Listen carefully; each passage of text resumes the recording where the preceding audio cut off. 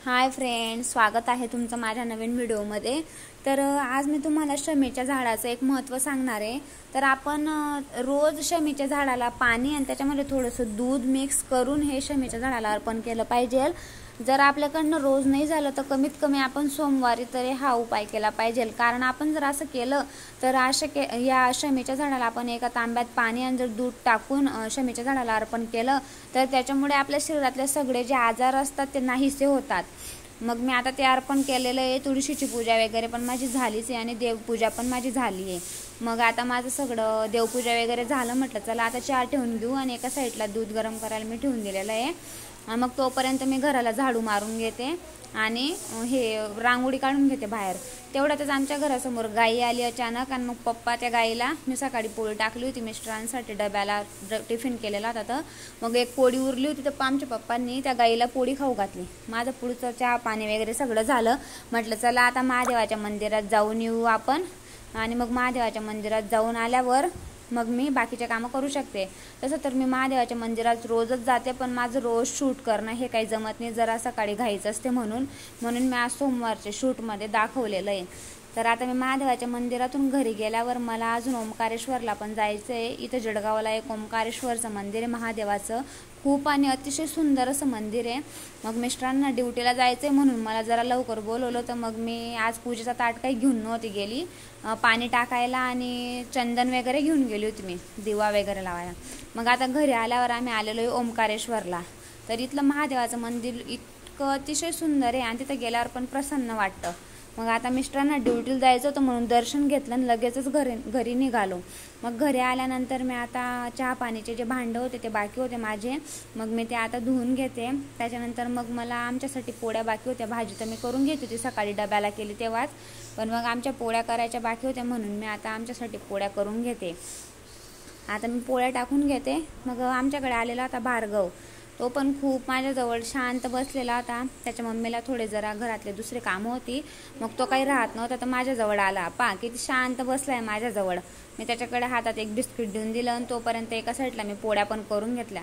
मग तो शांत बसला तोपर्यंत तेवढा वेळ मग मी त्याला बसवून दिलं आणि पोळ्या करून घेतल्या।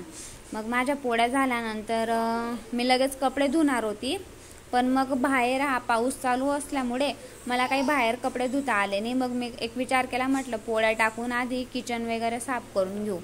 मग किचन साफ करणार होती मी पोळ्या टाकल्या गेल्या की। मग मला भांडे होती थोडीशी, ती बाहेरच घासते मी, कारण मला बेसिंगला भांडे धुतलेले आवडत नाही। पण म्हटलं चला आता बाहेर पाऊस येतोय आणि भांडे पण थोडीच आहे, मग काही प्रॉब्लेम नाही, म्हटलं इथंच धुवून घेऊ घरातल्या घरातच आणि लगेचच आपण किचन साफ करून घेऊ म्हटलं।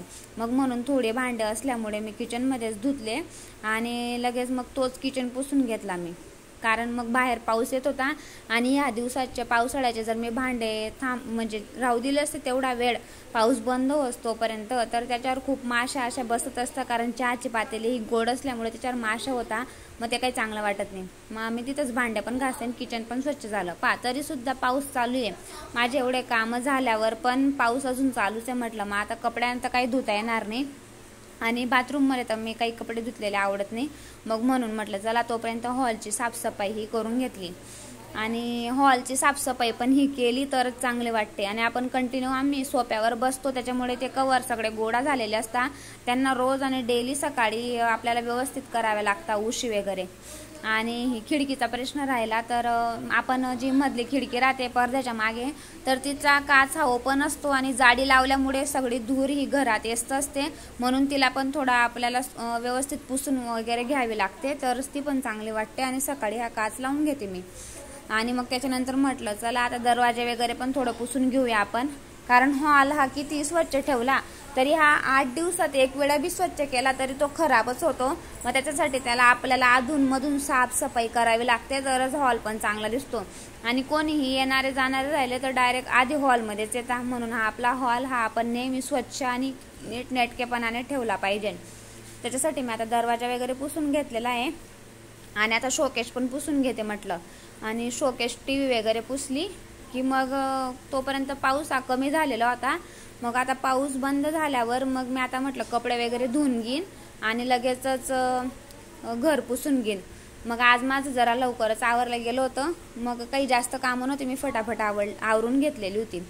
तर चला फ्रेंड्स, तुम्हाला आजचा व्हिडिओ कसा वाटला नक्की कमेंट करा आणि चॅनल